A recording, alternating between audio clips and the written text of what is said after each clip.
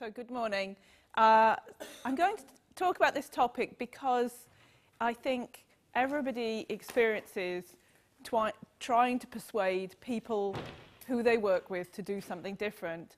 I would think that because you've come to a conference, you're interested to learn more, and you're hoping to go back to your organisation with new things to try out.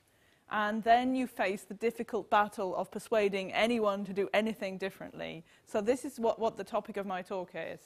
And it's not, a lot of it's not really specifically agile, it's just generally how do you persuade people to try new things.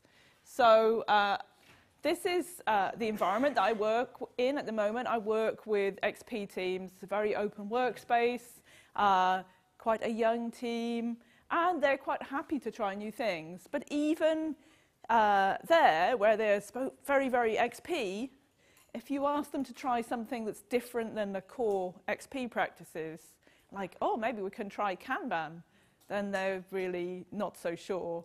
Or maybe let's change the iteration length, then they're, again, not sure. Perhaps we don't have a retrospective this time, then they still question whether it's worth it. So it's not easy with any group, even people who like change and are very agile. So I wanted to ask a little bit about you. So has any of you tried changes at work? And how did it go? Was it easy? No. No. Is it a piece of cake? No, it's not a piece of cake. What are the kinds of things that happen? What happens when you try and change? The ease of change is inversely proportional to the amount of pain that the team has. Yeah. So what I found is that the teams that are they're so under stress, they have so many problems. If you can kind of map the expected benefits to the issues that they're experiencing, yeah, the change goes much, much more easily. So any change requires effort. And there has to be a trade-off, and people have to really believe it's going to be better for them. And really convincing them is the hard part. Any other things you want to share about issues you ran into when you tried to introduce change? Okay, well, there's lots of obstacles. And I think obstacles to do with people are too busy. People don't trust you. People don't want to learn new things. They want to be good at the things that they already know. And so whenever you come and you say, hey, there's this cool thing, then people are like, oh, seems like hard work to me. It would be nice if we could find ways to make change easy. It's never very easy.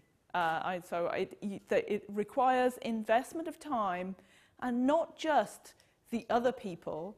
You have to put more effort into making the change. So you have to try and think, how can I invest my time to understand this thing better so that I can actually prepare the way and get people interested in doing this new thing? So I'm going to illustrate some of the points that people encounter with some little stick men. So here's Bob. He's been to a conference and he's heard about this new thing. It's really cool. But the guys at work, they're just not that interested. It's like, first of all, like, how did he get to go to a conference when they didn't get to go to a conference? And then second of all, like, because he's been away, they've been having to do his tasks. Now he's back, he needs to help them. And, they're not that, it's not the best time to mention it. So, like, coming and going, hey, I know all this stuff, perhaps don't do it as soon as you immediately arrive, okay? Because people will be feeling like it's already unfair you went away to a conference. And then there's Bob, and he thinks, oh I can't believe it, everybody at the conference liked this stuff, and what's wrong with them? Now, part of it is not what is wrong with them, it's wrong with how Bob is preparing the message about this. So, is it their problem or is it his problem? Now, what went wrong? Well, he was asking at a time when they were busy, and he wasn't explaining. He was really talking in terms of as if you already knew what this thing was. So the thing is that most of us, when we come back from a conference with an idea, we're not really ready for people to say, hey, yes, we want to do it now, because we really don't know what it is. We've heard a very small amount about it at a conference where a speaker made it sound easy. And if everyone said, yes, let's start it right away, we wouldn't really know what to do. We wouldn't really know, yes, well, first of all, we do this, and then we do this, and then we do this. Has anybody heard about something at this conference that they think, yes, I'd like to try that when I get back? What kinds of things? Loads of people. Yes? What? Volunteer to say something. Oh, you're asking Any of you? No estimate. What? No estimate. No estimates, yeah? Okay. Well, and so, do you know exactly what you need to ask people to do no estimates?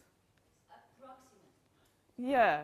Do you think you perhaps need to think it through a little bit more before? Yes. Yes. What else? Anything else people have heard about they want to try? Toyota Kata, yeah. Now, at least Toyota Kata was done through a workshop, so you had a little bit of experience of trying it out. So you perhaps feel a little bit like, I have a sense of how it works from doing it.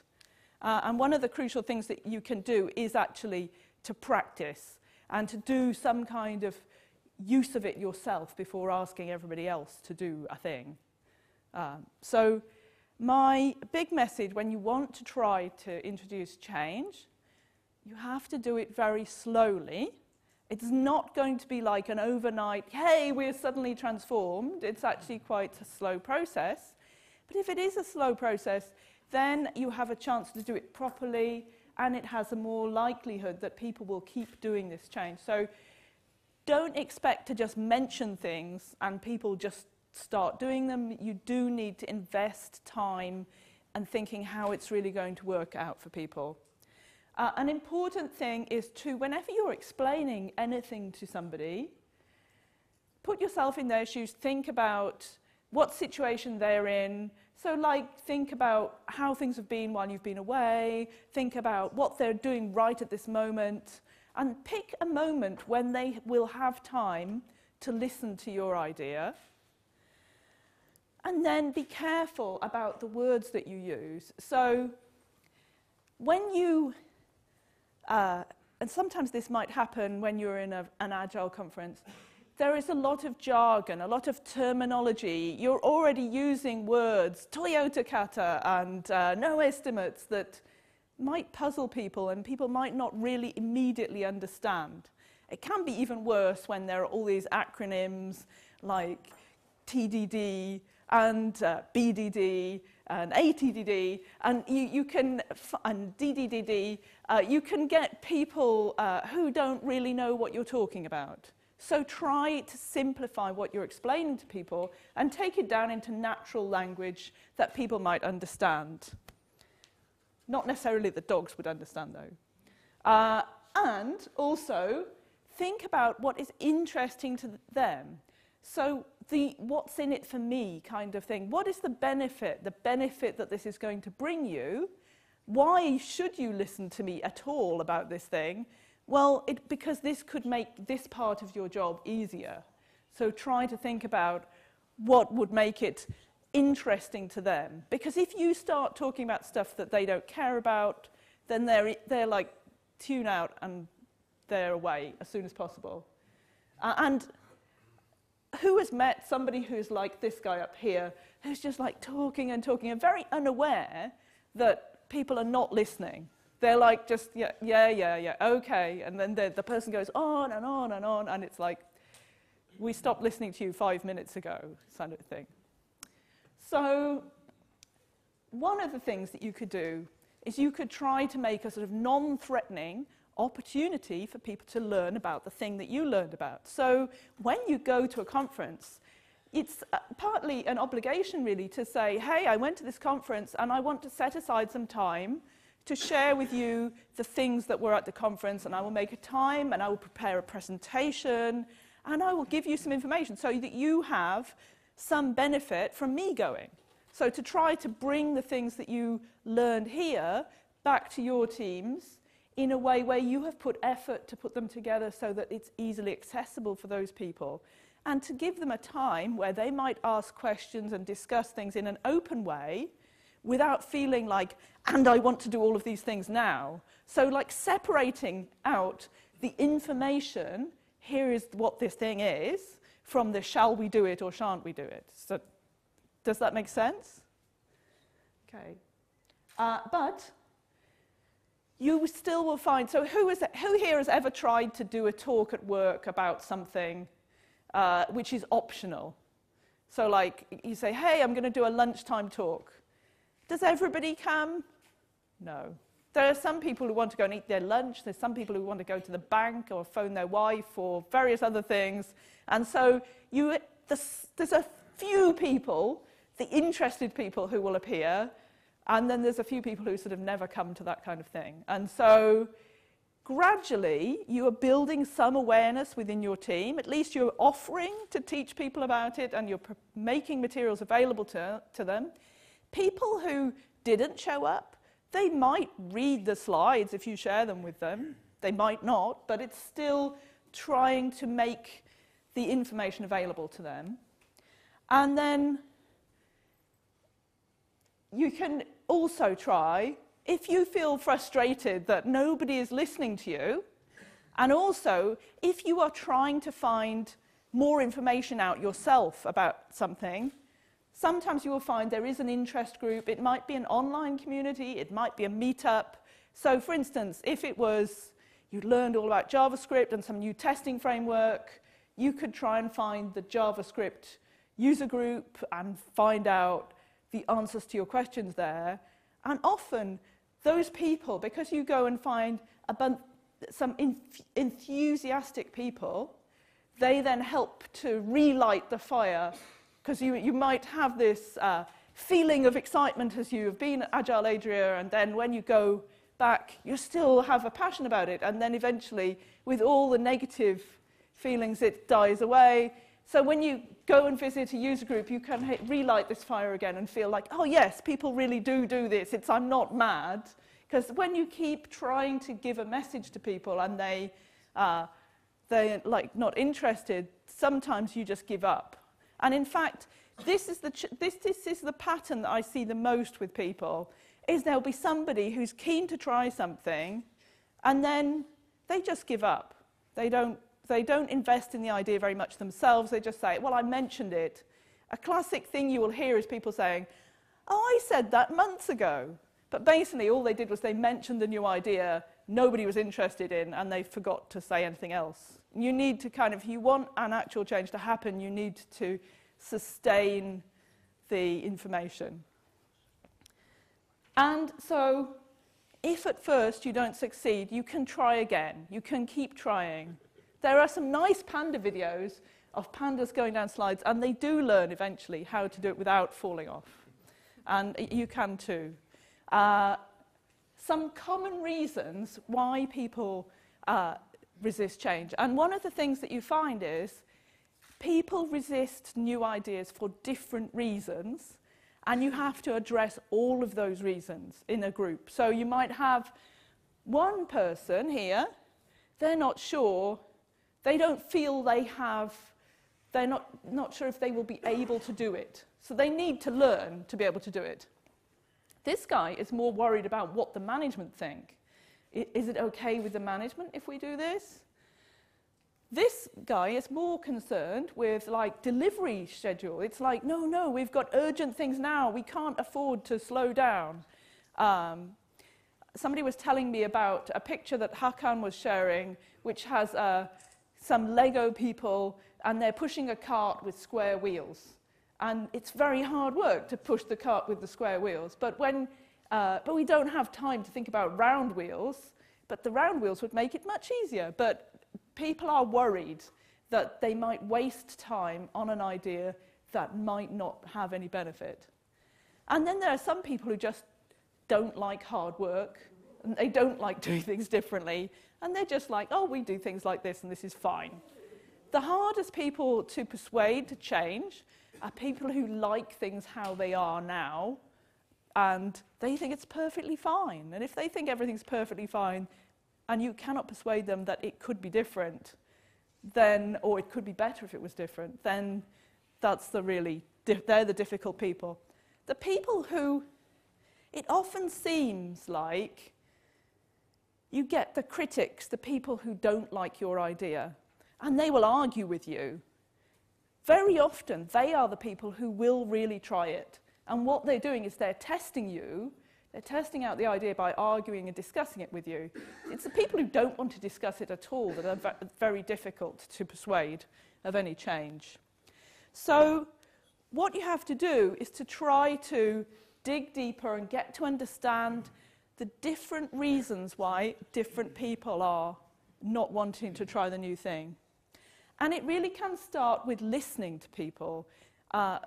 You have to allow time to really understand what each person is feeling about their current situation before thinking about, like, how can this thing that I believe might help make a change. And sometimes through listening to people you discover that there is a much bigger problem, that the thing that you want to do won't help with at all, and you might be trying to introduce a change when another change might be better. So really start with listening to people, and listening to people, you are getting information. You're getting information about the situation you're trying to introduce your change into. You're getting a sense of how people are feeling about that, and it really shows that you respect the people that you're working with. And sometimes when you start talking about an idea, like I was talking about, this kind of building this fire of passion, of people wanting things to be different, just talking to people can encourage people to think there is change is possible. And so, you know, part of coaching, a huge part of coaching, is really just talking to people and understanding what they would like to change and what they might like to do. So just some very practical tips about listening. This is something I really struggle with myself, is not talking at the same time. So you really have to, if you're listening, you need to be quiet. You need to allow time for that person to speak, and you need to pay attention to what they're saying. And when they get to a point, so often people will talk and they go, ah, la, la, la, la, la, and then they stop. And at that point you can say, go on, or yeah, and yes, and then they will talk more. So you need to be interested, and you need to explain that you have heard them. And one thing you can do when you've heard people is if you say, oh, I see, so you are saying this. And that this is a chance, when you repeat back to them something you've heard in a summary, they can either say, no, you've completely missed the point, I'm not saying that, or yes, that is what I'm saying. And people feel validated by having somebody listen to their concerns. And when people listen, you listen to people, it creates this reciprocity effect where they will start to listen to you. So if you want people to listen to your ideas, you better listen to other people's ideas first. And that's quite hard for a lot of people. So here's Bob, and he's trying to ask one of the guys who works there a little bit more. And what he finds out, actually, is some information that could be relevant to him, is that there was, a few months ago, a time when it was tried. This was before Bob had joined the team, and the management didn't want to do it. So this is one of the reasons why everybody's not interested in his idea, because they were told it's not a priority. And so people have just turned that into, we're not allowed to do that. So one of the things in this situation, Bob may need to go and persuade the management of the value of the idea too. So the things that you can do when nobody is listening yet is you can try doing the thing yourself. So who has heard of personal Kanban? A few people? Okay, so that's a thing that you can do. If you can't persuade all of your team to do Kanban, you can start doing Kanban yourself. One of the developers in our team just recently, he decided, because he's been in our team for a year, and we use this Trello system for cards for our work, and he decided he would start using it for his own work because he had a lot of side projects he was doing. You know, he wanted to write a blog and he wanted to do some other things. And he said, I'm going to set up a Trello board for myself. And he's found that actually it has got him to do things that he wouldn't have done otherwise. So sometimes just practicing a system yourself, you both find out what it's good for and you start to find out some of the problems with it too. So being an example is something that you can do. Sorry, I was on the wrong side. And you can practice. You can look for opportunities where the thing that you are doing might help. And you can start to try to think about what are the benefits of your idea and how would it practically work in your situation. So think about your idea like a product. What's the value? How feasible is it? And how usable will it be for people? If you say, I want to try, and you just give a label, people don't understand. But if you can say, right, we're going to use this to do that, and we're going to do it at this time, then it seems much clearer for people to understand how to do. The biggest challenge with any change is usually not people not wanting to try, it's people feeling there is no time. When an organization is under a lot of pressure, time pressure, it's very, very difficult to change things. And sometimes you might need to do what Fowler said this thing, change your organization or change your organization. So sometimes you start to realize that the thing that you would like to do is not going to work in the organization where you're at because things are too stressful. Maybe you need to go somewhere else at a place where you can try it, where it is not so busy. It's quite a radical step, but sometimes it may be worth trying. The other thing you can do is you can try. This guy is a manager, and they're not normally kind of saying yes, but you can talk to people, and you can try to persuade management about improving the way that the team work. And if you can get like a period where they allow you to try an idea, that can make the team more likely to feel like it's okay. So it's worthwhile. There are times when you want to try something very innovative where it's not really ready for people to use it yet. There are, you can hear about open source frameworks and things which they haven't really settled down. They're not quite ready to use. And so sometimes you need to make sure that you have the right tools in place. And sometimes it takes a little bit of time and it is not the right time to use it because the idea has not matured enough. So you need to be aware of that. You also could try to appeal to the individuals about what opportunities there will be if we do this new idea for them. What could it enable them to do? Why would they personally want to try it? So it could be that they might be able to go and speak at a conference or user group themselves. It might be that they could use this new technique to take a leadership role in their organization. It could be something that they could put on their resume. So you have to think about why a person might want to try and get involved in a new idea. Who has read this book, Drive? It's a book about motivation, and what it says basically is that motivation like this, offering somebody a carrot, an incentive, doesn't work, and that what really motivates people is an opportunity to learn, a connection with a purpose, and autonomy, having the choice. So one thing that's very, very important when you're introducing change is to not go, I've decided how everything is going to work and it's going to be like this.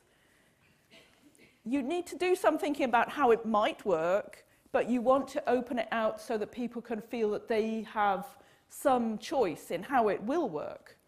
So, and helping people to feel that there is some opportunity for them to deliver something with better value or to have a better quality of life at work. These are kind of purposes why somebody may try. And most people will value the opportunity to try and learn something new, but not if it's too fast for them. So if you're trying to say, hey, you have to learn this new thing, and people are like, I'm not comfortable, that's too fast, it's too much for me to learn at one time. So again, going slowly, giving people the time to practice and learn something without it feeling like they have to be good at something straight away. So it is worthwhile spending some time describing how things could be if we were doing this new thing. What will it be like? What will our lives be like? Because that can, again, ignite this fire that people feel like, yes, I do want to work in an organization where we do these things.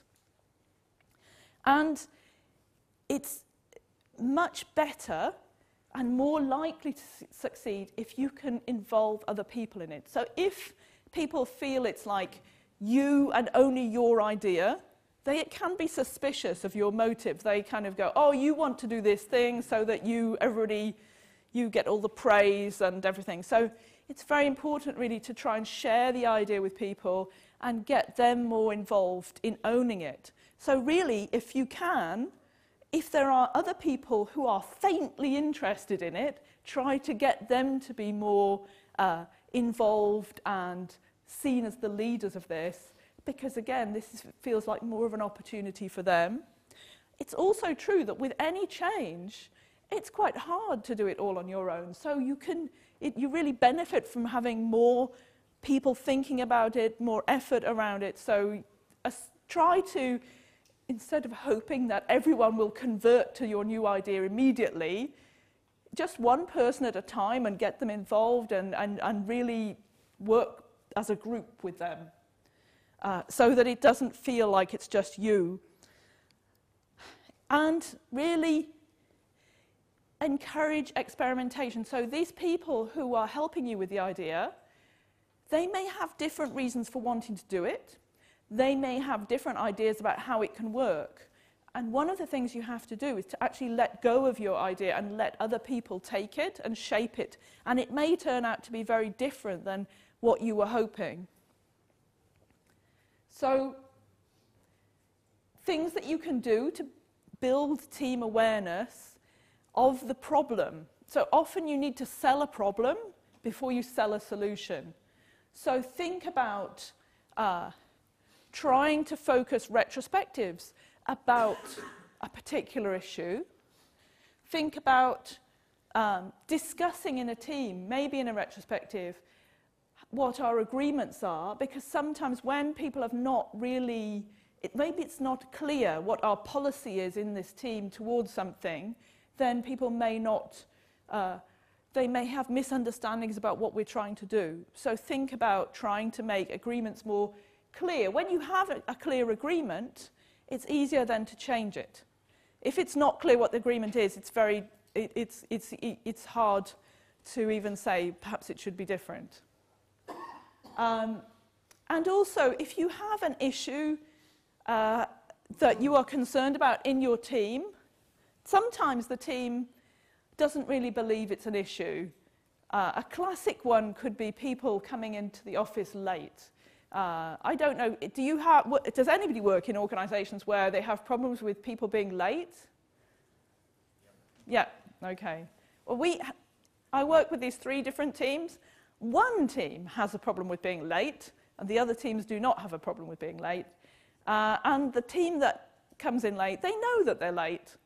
And they occasionally try to do things like make it visible on the board how late they have been, but they still, and even then, the team name is Marmalade, and the other teams changed the name on the board to Marmalade, and because it bothers them that this team don't arrive on time.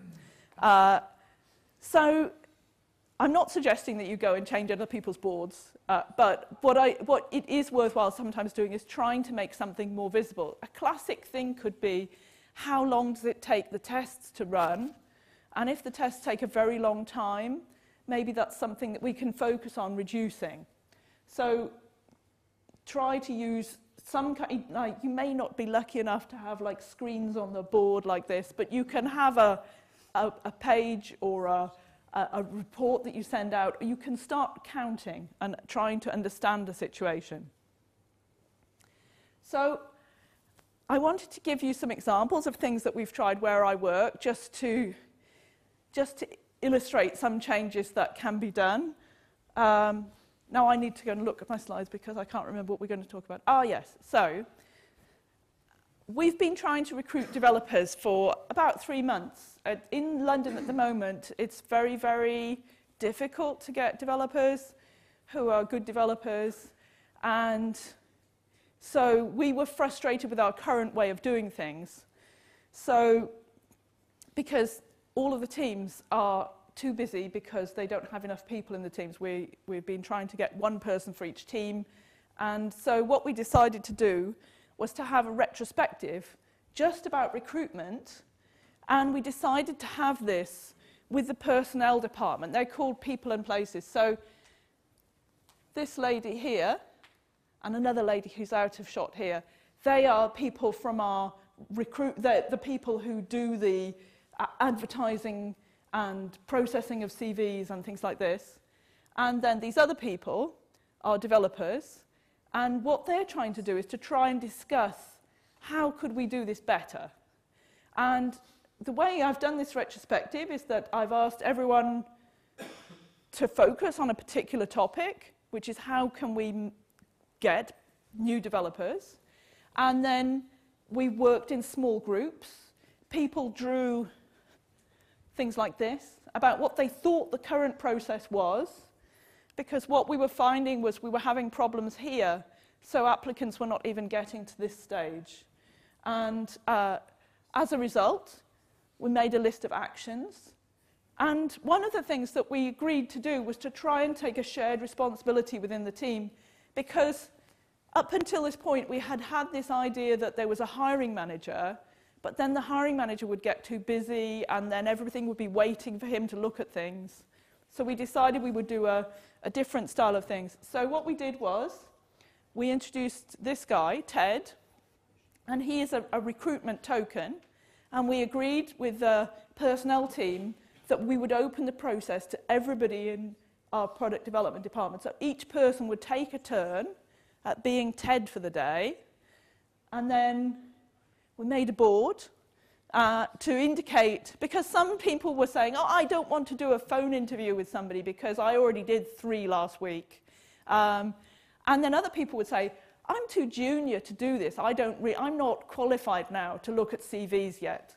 So what we did is we have a column which is who has been the TED, have people who's been doing the phone interviews, the pair programming interviews, the whiteboard interviews, and we have this symbol here. And normally, the TED lives there until we give it to the next person. And it just goes alphabetically. And it's actually worked. So now we have made 2 offers, and we had a new developer start on Monday, and we've got another new developer coming in 2 weeks' time. And the moment where I felt this team ownership has happened is when our most junior developer, let's see, is out of picture there, but he just, when it was his turn, he just went, oh, right, okay, so if I'm going to do this, I need to do it properly. And he wrote up this wiki page about what you should do when you're TED, and he put the links into the questions, and he gathered everything, and he really organized it in a way that I would not have done, and it made it much easier for everybody else. And so that's when you feel like you have this team ownership. But it only worked because we used an open process to decide how to do it. So everybody had that choice. And they had the opportunity to learn how to do the interviewing, and they had the opportunity to learn how to do it. And this is a different example. So we're in a situation where we have 3 teams that use shared infrastructure. So they have developer workstations, but 3 teams are working on different products. So then they tend to make little changes that make their workstations different. So whenever we want to create a new workstation, it was taking, it seemed like almost a day to figure out all of the different manual steps to do it. So we had a bunch of other issues to do with monitoring. We were doing monitoring in different ways across the teams, monitoring of the services. And so we decided to make a cross-team group that was interested in doing this stuff.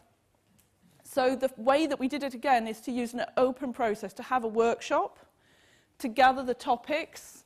So here are all the topics that people felt that we could do, that we needed to do, that they were not going to do purely in their team, but they felt we needed to do across the whole department. So things like, how do we deploy and supervise our applications? And how do we monitor things? How do we log what emails get generated? These topics, we gathered them together through a workshop. We voted on which was the most important. And then we did this. So we got... we drew a line of who wanted to be involved in sorting these things out. And these guys want to be involved. This is me. I didn't want to be involved. That's because I'm not technical enough to do any of these things. And these guys, they don't mind being involved. That's like their way of saying, actually, probably I don't want to be involved. So then we got this group of people going, and they made a backlog of all of the things they wanted to sort out. And then what we needed to do was to make sure we got some effort to be able to address some of these things. So what we did was this was the bit which I helped with. I went to talk to the management, I explained why these things were important, and the management said, yes, you can have 3 pair days. So that's actually 6 developer days in the month. And now we have arranged it. First of all, we tried doing it 1 day a week, and that didn't work. Now we have it in a block of 3 days, and we agree what the pairing between the teams is going to be to work on these things. And it took a while, but now we worked out what this process would be. It's been working now for a year, so it has been a successful way of working. But it wasn't something that was going to happen without some leadership to say, this is an important thing, let's get together and talk about it, let's come up with solutions, and then you need a bit of sustaining for it to work. Like, on the days when we should be doing this work, the teams were saying, at first they were like, no, we're having a crisis now, so we can't do it this time. Can we move the days till next week? And it's like, okay, well, if you want to move the days to next week, I'm just going to delete them from the calendar. It's just like, if you don't think this stuff is important enough to do, you can't keep deferring it, because then it's never going to happen. And now, a year later, we have actually done a lot to improve the infrastructure, and it really does feel like this team have made a lot of difference to the development teams working on the applications. One more thing, which again has been something that is a thing that I tried to do as a coach, but was a thing that I had to get some persuade the teams was worth trying. When I joined, one of the teams was quite large. And who's been in a large team trying to do a stand-up meeting? Anybody? How is it? The stand-up meeting goes on for a while, okay? And so what we decided to do was to make it 2 smaller teams. And the teams were very worried about this because they had been working together a very long time. Not like a really long time, like a year or 2 years. So we had a retrospective, and we talked about how we would separate everything. And one of the developers even made this cake, and it's a Lord of the Rings cake this is a volcano filled with marmalade, and they even bought special Lego figures here to go on the top, and a little gold ring. And they're really like, this is Mordor, this is a terrible situation that we are having to part the ways. And then a couple of weeks later, they were quite happy, and this is really great. Yeah, we can do loads more stuff, we don't have those long meetings anymore, and they really enjoyed it. But it was a way of allowing that team to express their worries and to talk through those worries before we went and did this change. Now what we do is we actually rotate people between the teams.